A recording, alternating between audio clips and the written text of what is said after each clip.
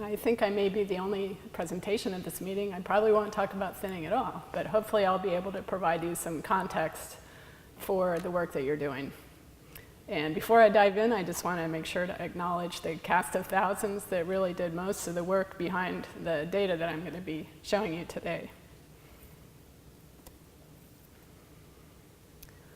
So even though we are, of course, implementing all these treatments at a local scale, tactically, they're really addressing the much broader strategic goals under the Northwest Forest Plan for a much larger landscape. Ones that we've heard plenty about today already: older forests and species, federal lands, and focus on federal lands and reserves. However, we do have these growing number and complexity of all these other issues that are really requiring a landscape perspective, such as climate change, fire invasives, just to name a few. So I think more than ever before, this is requiring land managers to think broadly, to balance multiple objectives, often conflicting, and to deal with uncertainty and trade-offs. So some of the many things that I would make the pitch for thinking about as we do thinning and other treatments is thinking about all land ownerships and land allocations, so the all lands perspective. Thinking a lot about variation along environmental gradients, thinking about full sequences of forest development, and historical context.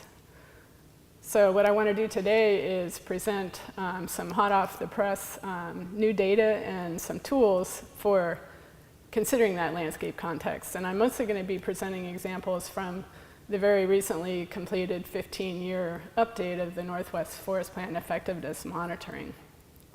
And I'll touch on some implications of that work for density management. There's about 46 million acres of forest land across the whole Northwest Forest Plan area, and just under half of that is in federal ownership, about 48%. And the great majority of the federal land is in reserves of one kind or another, and this is not counting the riparian area, the riparian reserves, which have never been mapped. But I wanted to just point out there's also a continuum of other landowners that are spanning a range of policies and goals, from ecological, which is most of the focus for under the Northwest Forest Plan, to more economic and other goals on private lands and tribal lands and other public lands such as the state. We also have incredibly long and strong environmental gradients in the region covered by the Northwest Forest Plan. And these are driving the patterns of productivity, so forest biomass, as well as things like tree size that are important for a number of things. But also species composition of the forest, strongly driven by these environmental gradients and disturbance regimes. So clearly where you sit is going to constrain the options that you have available to you, and also what might be your optimal contributions to this bigger landscape, to the mix of benefits. And this is just showing a map of the elevation gradients here on the left, and one of the many climatic gradients that can be described, moisture stress during the growing season. And a key point here is that the different land ownerships and allocations aren't evenly distributed across these gradients. And I have just a quick example of that. Actually not one of the provinces under the Northwest Forest Plan, but kind of a cookie cutter, about 4 million acres in the middle of Oregon, spans a really strong gradient from the foothill woodlands and hard oak woodlands and mixed hardwood conifer forests along the Willamette Valley, through the montane conifer forests at the crest to the Cascades, one of the strongest, steepest gradients in our region, and then to the drier forests on the east side. And so just for one example of how the ownerships and allocations aren't evenly distributed across these gradients, this graph is showing across that same west to east gradient of forest types, how are those types distributed among the different land ownerships and allocations. And the blues are the federal lands, and the darker the blue is the reserves. And so the big take-home message here is that range of variability in how much protection these different parts of the landscape have in areas that are managed primarily for conservation goals. more than 80% of the montane conifer is in one kind of reserve or another, compared to less than 1% of the juniper woodlands by the time you get to the east side. So those lower elevation forest types in this area, as well as many other areas, tend to be more common on the private lands, non-federal lands, and are less protected. And all of these patterns would vary depending on where you are. I want to jump into the Northwest Forest Plan effectiveness monitoring. We just finished the 15-year update under the Northwest Forest Plan for late successional and old growth forests, which is a mouthful, so I'll be referring to it as older forests. And I want to focus today primarily on the mapping component for this work that was done. The monitoring was conceived as complementary mapping or remote sensing-based approaches, but also sampling-based or field-based methods from regional forest inventories. This time around, we're really trying to integrate those two complementary approaches much more tightly. A major component of the monitoring is the work that I think Robert Kennedy is going to be talking about next. In the next presentation is taking advantage of this time series of Landsat imagery that we have and coming up with some unique algorithms for processing that data such that we can use it to tell stories about not only the patterns and kinds of disturbance that have happened annually across the region, but also because of the way these images are constructed, we're able to use them for two different dates in time, the beginning of the plan and the current date, and feed those into our vegetation modeling process that we use to develop detailed maps of forest composition and structure over the area. And in that same vein, in the spirit of integration, those same maps are also being used in effectiveness monitoring for habitat for the owl and the murrelet, and also for watershed condition, but I'm not going to have time to talk about any of that today. I'm not going to go into the details. This is a method of vegetation mapping that we use to map the forests at the beginning and the end, time 1 and time 2. The main thing that you need to know about is the end result. This is a map of the Oregon Coast Range as an example, is that every pixel in that landscape through this modeling approach has a unique and individual field plot associated with that pixel, that 30 by 30 meter pixel. And along with that field plot comes all of the detailed attributes that were collected or derived from the field data from that plot. And so we can turn around and make maps of any one of those individual attributes or any combination of those attributes. And so I'm going to be showing you some results of summaries of those data in the rest of my slides. So the first thing, of course, we wanted to do is make a map of older forests. We had to first decide how to define it.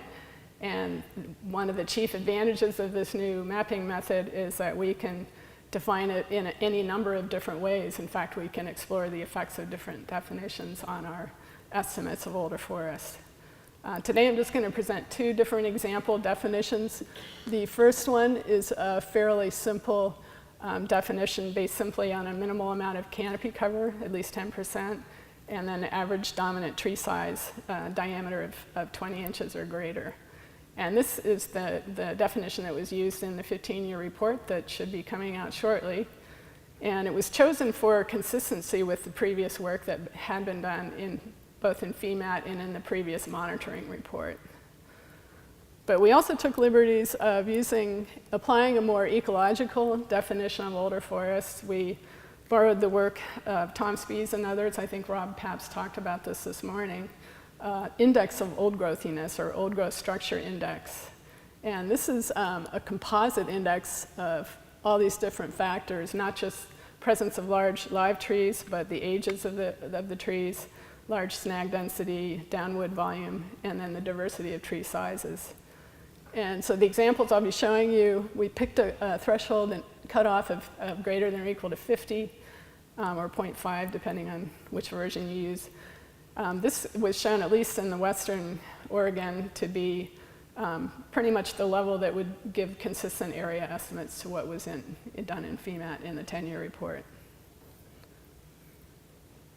We have not adjusted this index with the definition for physiographic province. That's work that does still need to be done. So I'm just going to present some snapshots of the current distribution of our forests. First, forest structural conditions. And these generally are following a stage of forest development from early cirral or younger forests through mid-cirral and late, but they're defined solely by these structural features, canopy, combination of canopy cover and average tree size, but also with the oldest category being defined by that old growth index. This is looking across the entire Northwest Forest Plan area, the distribution of the forest across those structural stages or cirral stages, and then within each of these stages, what are the contributions of the different land ownerships and allocations. And so the first thing you'll notice is that overwhelmingly the majority of the landscape is in these mid-cirral conditions, 61% of the landscape currently. So both the early cirral and the late cirral are much less common across the whole landscape. Within the late cirral, it's pretty apparent that it's predominantly occurring on federal lands, and that a big proportion of that, especially in this oldest forest category, is in reserves of one kind or another. So the majority, on the flip side of the early cirral, as you might expect, tends to be on the non-federal lands. However, the character of that early cirral forest, most of it has developed following harvesting of some kind, so it doesn't necessarily contain the structural diversity that you'll see in forests that come back after a natural disturbance like fire. And again, your mileage will vary. That was for the whole Northwest Forest Plan area, and each province would be different. So next, I have a series of maps that what I did here was, because it's hard to show 30 meter pixels for 48 million acres, I binned up the whole world into these hexagons, equal area hexagons, 10 kilometer on center. And I simply summarized the pixel data within each hexagon. So it's a lot easier to visualize and generalize patterns at this scale. And this is just showing the abundance in terms of the percentage of each hexagon in each of these stages. And so with the darker colors being more abundant. So the first thing you'll see is that the mid-cirral is predominant almost everywhere. But then you can take a look at the early and the late and see the different patterns, and especially the characteristic pattern in the older forests associated with the major areas of federal lands that we're all familiar with. So how have these conditions changed over the first 15 years of the plan, plus or minus? And so to do this, we took the two maps that I mentioned we constructed from the Land Trend or Landsat time series data, and we can construct a map of older forests at time 1 and a map of older forests time 2. We can simply compare the amount of area and how it's changed. We can also intersect them spatially and then look at areas of loss, areas of gain, and then areas of no change. So I have some of each of those kind of results. This is just showing the net change at each of the dates over each of the individual provinces and then the states and the forest plan area as a whole. And so overall on federal lands, there was a very slight net loss in older forests, a little less than 2%. And this is using that simple DBH definition. And if you look at the graph, you'll notice, so the orange bars are time 1 amount, and the blue bars are time 2, and then the green bars are a semi-independent estimate of older forests from the systematic sample of FIA annual inventory plots. The first thing you notice is there's very little change between the two, time 1 and time 2. And this is perhaps not surprising for such a short period of time. And in most cases, that change was actually the amount of change, or the current estimate is within the standard error of the field plot sample. So the good news, I guess, is a lot of the, when we look at change spatially, there's a lot more loss and a lot more gain But so the loss that we've mapped is actually mapped by gain in other areas, apparently by recruitment or ingrowth.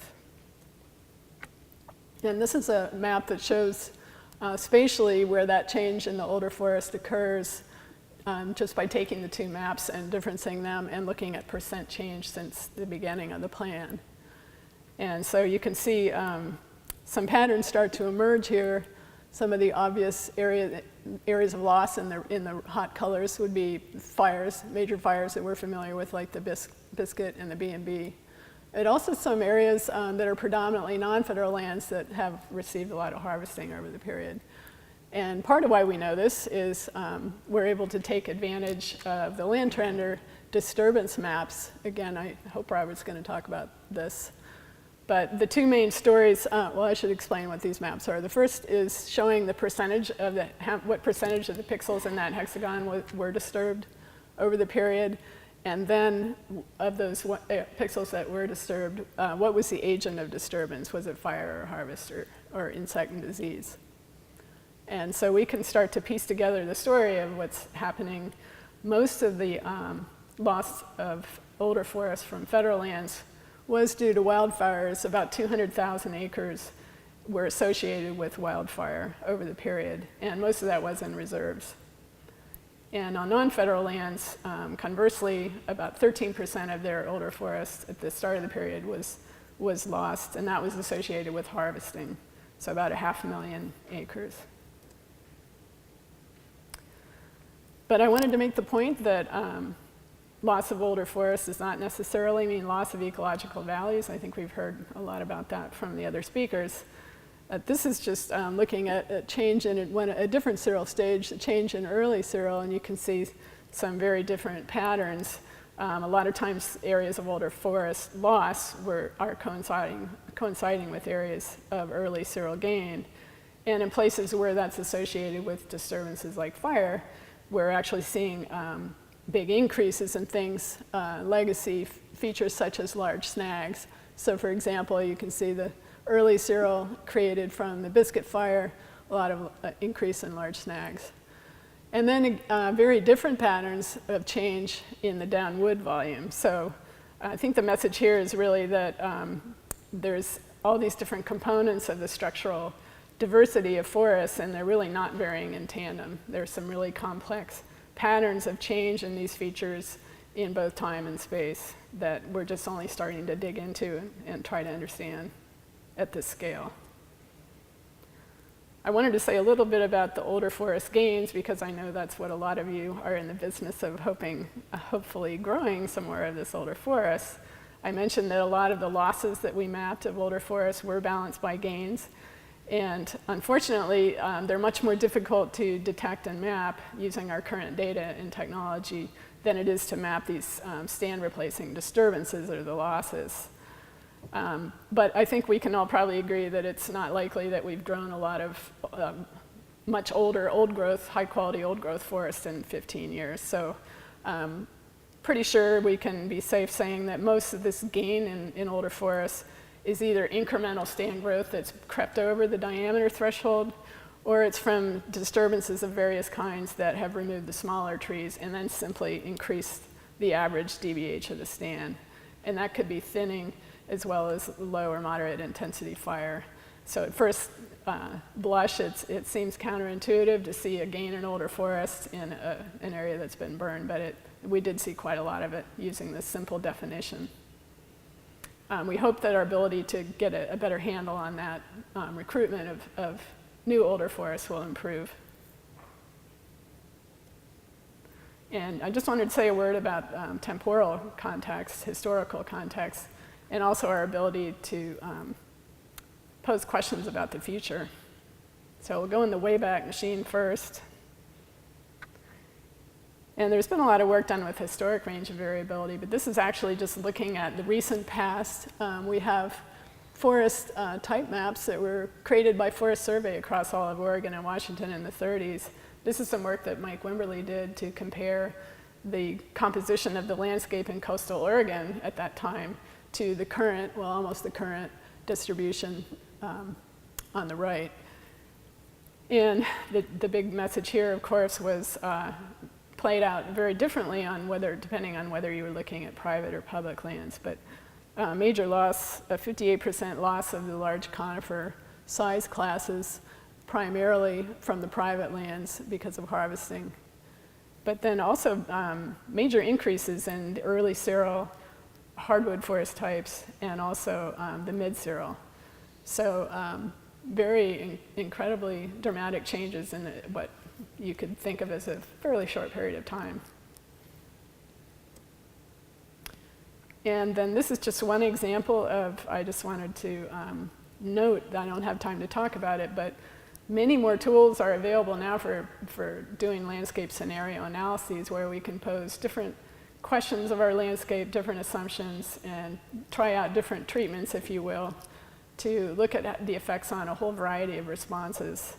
And this is one example from the CLAM study, but there's a lot of work now coming out of the IMAP and the ILAP projects that will have modeling tools available for most of Oregon and Washington. And this was just looking at what happens to habitat for these 3 species under current policy, and if we do green tree retention and harvest units, and if we stop doing thinning on federal lands. And so not much difference for the northern spotted owl, and I'll refer you to Tom Spees if you want to question these results. I'm not sure everything that went into these models. Compared to the western bluebird, which is more of an early seral species associate, quite dramatic improvements in habitat by green tree retention, and then moderate results for the pileated woodpecker. So this is just one example, and just a plug for the tools are now available that might make it easier for analysts and forest managers to play out some of these possible scenarios. So in summary, I think by examining these whole landscapes, we can begin to see both some concerns, but also some benefits or opportunities that we might not see if we're focused in on our own little piece of real estate.